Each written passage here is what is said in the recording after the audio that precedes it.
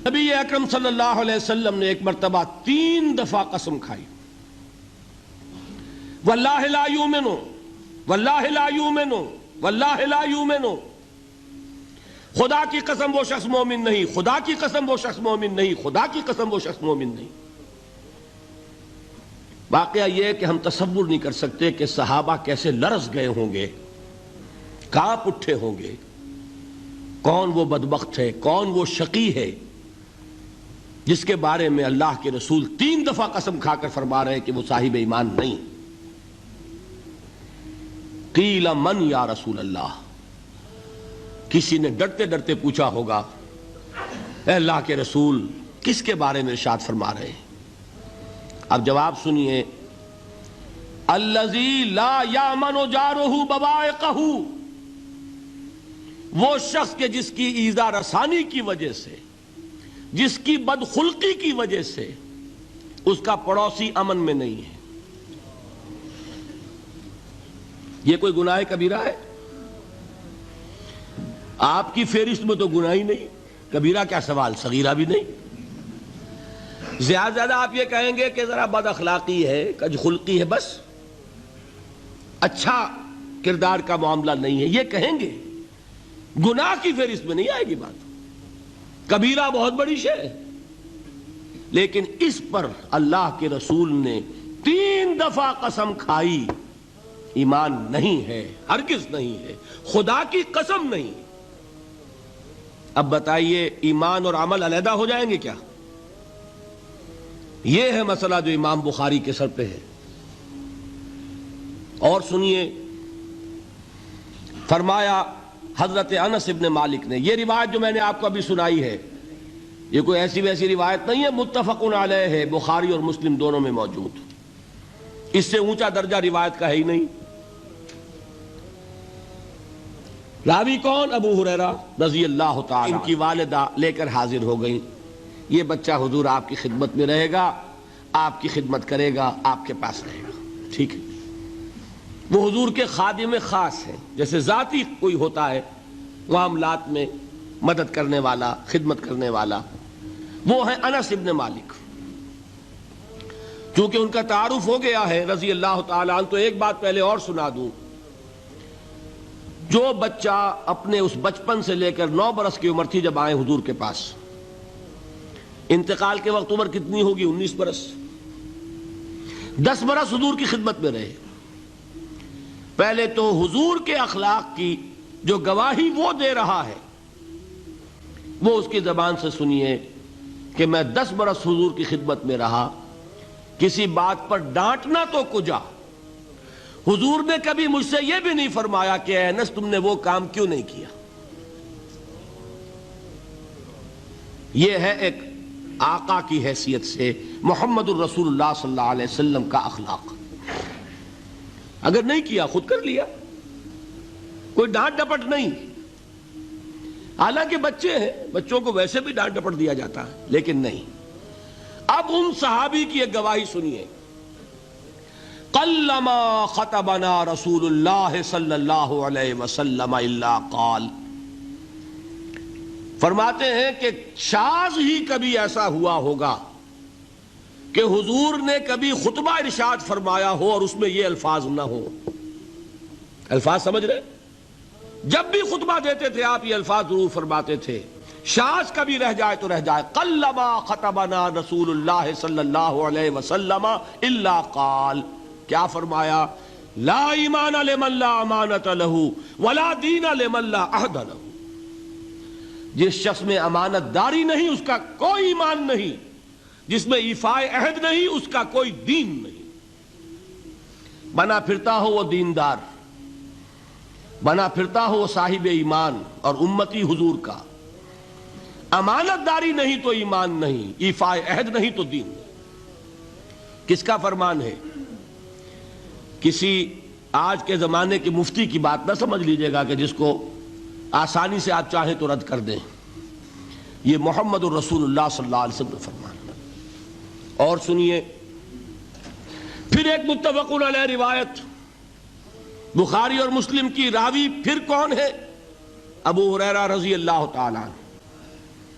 فرماتے حضور نے ارشاد فرمایا لا یزنی الزانی حین یزنی وہو مومن ولا یسرق السارق حین یسرق وہو مومن ولا یشرب الخمر حین یشرب وہو مومن. کوئی زانی حالت ایمان میں زنا نہیں کرتا. کیسے ممکن ہے؟ ایمان ہو اور زنا ہو جائے، پھر وہ ایمان دھیلے کا ہوا؟ کیا قدر و قیمت اس ایمان کی؟ وہ تو اٹھا کر پھینک دینے کی چیز ہے. ایمان اور اخلاق پہ اثر انداز نہ ہو، ایمان اور کردار کو نہ بدلے، ایمان اور عمل کو نہ بدلے تو کس مرض کی دوا؟ پھینکو اٹھا کر. نہیں ممکن کہ ایمان ہو اور زنا ہو، نہیں ممکن کہ ایمان ہو اور چوری ہو. لا یسرق السارق حین یسرق وہو مومن. کوئی چور حالت ایمان میں چوری نہیں کرتا، کوئی شرابی حالت ایمان میں شراب نہیں پیتا. ولا یشرب الخمر حین یشرب وہو مومن. کوئی شراب پینے والا وہ مومن نہیں ہوتا جب وہ شراب پی رہا ہوتا ہے، اس وقت اس کے دل سے ایمان نکل جاتا ہے. اب دیکھیے یہاں کیا میں نے کل بتایا تھا نا، مغالطے کیا ہو گئے؟ مغالطے یہ ہو گئے کہ اس کو سمجھ لیا قانونی بات. یہ قانونی بات نہیں ہے، وہ قانونی ایمان کی بات نہیں ہو رہی، یہ حقیقی ایمان کی بات ہو رہی. قانونی ایمان کی بات ہو تو یہ کافر ہو گیا. پھر کافر نہیں ہے. قانونی ایمان کا دار و مدار قول پر ہے. یہ وہ حقیقی ایمان ہے، قلبی یقین والا ایمان.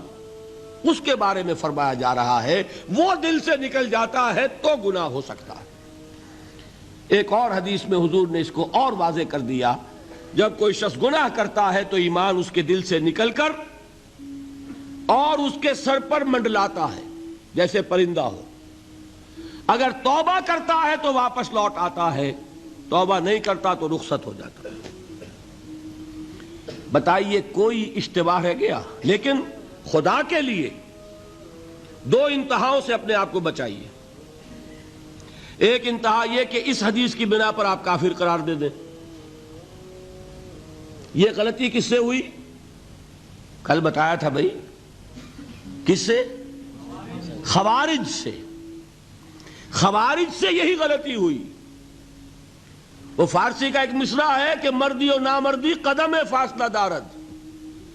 یہ باریک جیسے بال کا سا فرق ہوتا ہے لیکن زمین و آسمان کے نتیجے نکل آتے ہیں. انہوں نے ایسی حدیثوں کی بنا پر یہ فیصلہ کر دیا پھر اگر ایمان نہیں ہے تو کافر ہے. کتنا یہ آسانی سے نتیجہ نکل آیا. ایمان نہیں ہے تو کافر ہے. لا ایمان لمن لا امانت لہو. کوئی شخص امانت میں خیانت کرتا ہے تو اس میں ایمان نہیں ہے، ایمان نہیں ہے تو کافر ہے. کافر ہے تو مرتد ہے، مرتد ہے تو واجب القتل ہے. کہاں سے کہاں بات پہنچ گئی؟ بہت بڑی غلطی، بہت بڑی گمراہی. دوسری طرف ایک ہمارے ہاں اور انداز ہے کہ وہ جنت و دوزخ کے فیصلے اور قیامت کے اور آخرت کے فیصلے بھی قانونی اسلام کی بنیاد پر کرتے ہیں. انہیں یہ سمجھ لینا چاہیے یہ قانونی اسلام دنیا میں مفید ہے، آخرت میں وہ یقین والا ایمان ہوگا تو مفید ہوگا. یہ چیز ذہن سے نکل گئی.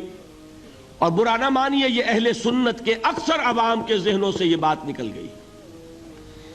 وہ یہ سمجھتے ہیں ہمارے پاس سرٹیفکیٹ ہے، ہم مسلمان ہیں، مسلمان ہیں تو صاحب ایمان ہے، صاحب ایمان ہے تو جنت ہم پر واجب اور دوزخ ہم پر حرام. یہ آپ کے دل میں لکھا ہوا ہے کہ نہیں؟ جب دل میں یہ لکھا ہوا ہوگا تو پھر کرو گناہ. کیوں نہ کرو؟ کیوں حرام خوری نہ کرو؟ کیوں رشوتیں نہ لو؟ کیوں بددیانتی نہ کرو؟ جبکہ دوزخ تو آپ پر حرام ہے ہی ہے، آپ کو کوئی چیز نقصان پہنچا ہی نہیں سکتی. یہ مرجیہ کا عقیدہ تھا اصل میں. یہ دوسری انتہا تھی جو آج اہل سنت کے اکثر لوگوں کے دلوں میں بات بیٹھ گئی، عوام کے اندر، جہلا کے اندر. ان دونوں چیزوں سے بچیے. تیسری ایک غلطی کی اہل تشیع نے. انہوں نے کیا غلطی کی؟ ایمان اور اسلام کے فیصلے دنیا میں کرنے لگ گئے. فلاں مومن تھے، باقی سب مسلم ہی تھے، اور باقی سب منافق ہی تھے. یہ فیصلہ کرنے کا کسی کو اختیار نہیں. دنیا میں فیصلہ صرف یہ ہوگا کہ کافر تھا یا مسلمان، چھٹی۔ تیسری کیٹیگری آپ طے نہیں کر سکتے، اس لیے کہ قانونی اصطلاحات یہی دو ہیں۔ سمجھ لیجئے ان باتوں کو، مجھے کوئی دھواں دھار تقریر نہیں کرنی، بات سمجھانی ہے۔ دیکھیے، قانونی سطح پر انسانوں کی تقسیمیں ہوں گی صرف دو، یا مسلم یا غیر مسلم، یہ ہے قانونی تقسیم۔ اب جو مسلم ہے وہ مومن بھی ہو سکتا ہے، وہ منافق بھی ہو سکتا ہے، بات سمجھ رہے؟ لیکن منافق کوئی قانونی اینٹی نہیں ہے۔ دنیا میں ہم کسی کو منافق نہیں کہہ سکتے، ہاں حضور کہہ سکتے تھے، حضور کو اللہ نے علم دیا تھا، لیکن حضور نے بھی ایسی پہرے داری کی ہے کہ کسی ایک شخص کے بارے میں بھی نہیں فرمایا کہ یہ منافق ہے۔ یہاں تک کہ جس کے بارے میں علم نشرہ ہو چکا تھا، عبداللہ ابن ابی، اس کی بھی نماز جنازہ پڑھا دی کہ نہیں پڑھا دی؟ نماز جنازہ کافر کی پڑھی جاتی ہے یا مسلمان کی؟ اس کا مطلب ہے عبداللہ ابن ابی کو بھی حضور نے آخری وقت تک مسلمان تسلیم کیا۔ منافق جو بھی ہے وہ اپنے اندر ہے، اللہ کے ہاں جا کر کھلے گا۔ فار آل لیگل پرپسز اے منافق از اے مسلم، بات سمجھ میں آئی؟ اس لیے کہ لیگل اینٹیٹیز دو ہی ہیں، کافر اور مسلم۔ تیسری اینٹیٹی کوئی لیگل نہیں ہے، تیسری کوئی حیثیت قانونی نہیں ہے۔ اب ایک جو مسلم ہے وہ مومن بھی ہو سکتا ہے، منافق بھی ہو سکتا ہے، اس کا فیصلہ کہاں ہوگا؟ اللہ کے ہاں۔